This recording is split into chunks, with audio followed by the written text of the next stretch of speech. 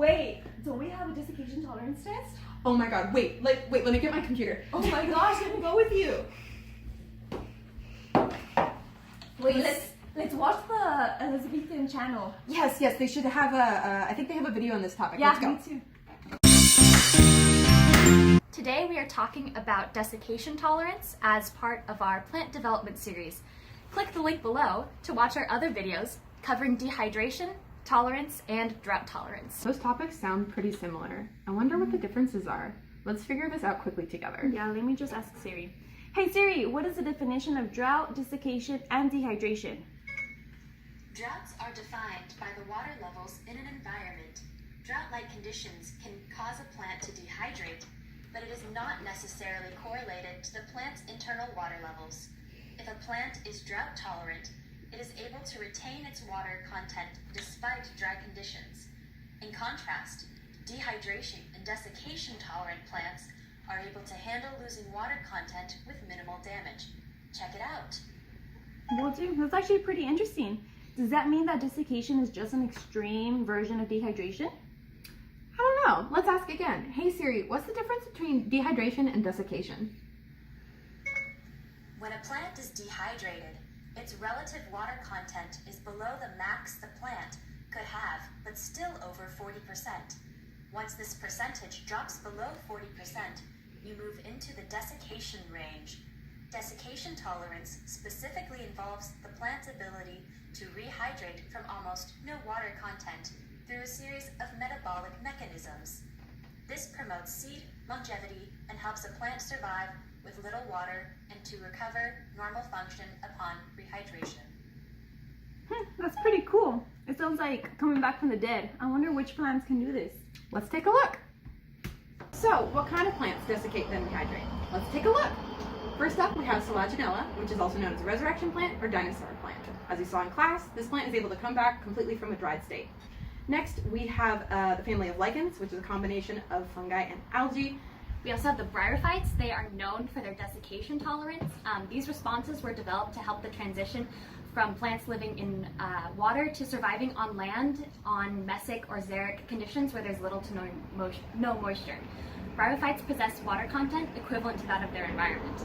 The mechanisms of drought tolerance were retained in seeds and pollen. We have a small group of angiosperms called the resurrection plants. They manage to survive in harsh environments and they have vegetative desiccation tolerance. Okay, so now that you have an idea of which organisms are desiccation tolerant, let's talk about vegetative desiccation tolerance. But wait, this still left me with some questions. I'm still confused on desiccation tolerance. Hey Siri, can I have a little more information on desiccation tolerance? Desiccation tolerance is found in bryophytes and non-vegetative tissues of most angiosperms. DT is acquired as a pre-programmed developmental process during seed maturation rather than as a physiological response to water deficit. There are 3 desiccation stages in angiosperms: embryonic desiccation tolerance, seedling desiccation tolerance, and vegetative desiccation tolerance. That's pretty cool. I wonder how widespread that is. Let me ask Siri. Hey Siri, what seeds are desiccation tolerant? Orthodox seeds are desiccation tolerant. 95% of angiosperm seeds are desiccation tolerant. Recalcitrant seeds are the opposite and demand a high water supply. Recalcitrant seeds deteriorate upon dehydration and do not survive storage. A hypothesis is that resurrection plants never lost their seedling ability for desiccation tolerance and hence have vegetative desiccation tolerance. How interesting. Okay, now I feel ready to talk about vegetative desiccation tolerance. Do you? Yeah. Okay. Vegetative desiccation tolerance, or VDT, is the flowering plant's ability to lose nearly all cellular water in the vegetative tissue and still be able to recover completely upon rehydration. In angiosperms, like this flower, this occurs very late in the dehydration process, so when there's very little water in the plant. This occurs in slow-growing plants that grow in harsh environments. This trait is widespread. It re-evolved in angiosperms multiple times. There are actually 135 species of angiosperm resurrection plants. There's a lot of different mechanisms within them because they evolved as an independent species. An example is a blue carpet flower, which you can see right here. Hey, the study guide asks, what problems occur when the water levels are low? What does that mean? Let me ask, hey Siri, why is water important for the plant? Water is important for maintaining cellular shape and turgor pressure. Water is an integral solvent for metabolism. Okay, that definitely sounds like it's important for plants to have water, but then how do these plants handle having no water? Let's go back to the video. When water is not available, desiccation-tolerant plants can respond in a number of ways to protect the plant. It does this by using stress-induced mechanisms that regulate stomatal closing, or it creates changes to leaves and roots that increase water uptake and reduce water loss. Transcription and translation still need to occur to keep up metabolic activity, and reactive oxygen species, also known as ROS, are produced by uncontrolled photosynthetic and respiratory machinery that cause major cellular damage at high concentrations. This is why antioxidant machinery is important. Desiccated cells contract, which creates negative effects on cellular structure and function. To deal with this, desiccation-tolerant cells accumulate dry matter and fold cells to replace lost water. They also maintain a hydration cell and fill space. This dry matter includes LEA proteins, sugars, metabolites, storage proteins, and simple polypeptides.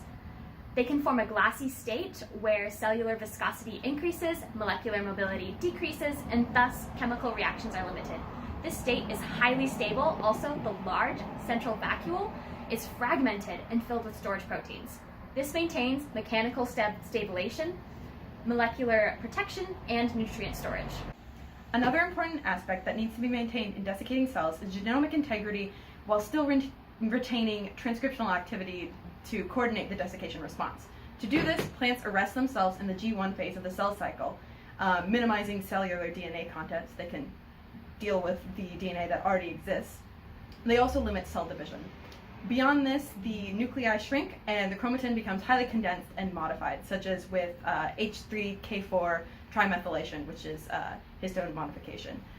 More epigenetic studies need to be done to get a more complete view of how the cells do this, but they have to pack themselves tightly. The exact mechanisms of genes and pathways that regulate vegetative desiccation tolerance are not exactly known, but we know more about how it takes place in seeds. And I also guess that means that VDT and DT share mechanistic effectors. This also implies that angiosperms have genetic potential for VDT. Let's start with abscisic acid, known as ABA. ABA is the plant stress hormone, and it triggers many different pathways in plant development. It promotes seed dormancy, inhibits germination, and controls seed maturation through the production of LEA proteins and storage proteins. To do this, ABA acts on the LAFL network and activates a series of transcription factors. These include ABI3, ABI5, LEC1, FUS3, and LEC2. ABI3 is responsible for synthesizing storage proteins and LEA proteins by interacting with ABA. All of these genes work together to make sure the seed survives in a dry state. LEA proteins, the accumulation of LEA proteins can be induced in vegetative tissues by ABA treatment. So next we have LEA proteins, which stand for late embryogenesis abundant proteins. They are necessary for the formation of the glassy state in seeds. In orthodox seeds, they are made during the late maturation state, and in vegetative tissues, they respond to osmotic stress. LEA proteins protect against desiccation, freezing, and salinity stress. LEA proteins interact with sugars to form the glassy state by accumulating in the late maturation state and together forming hydrogen bonds.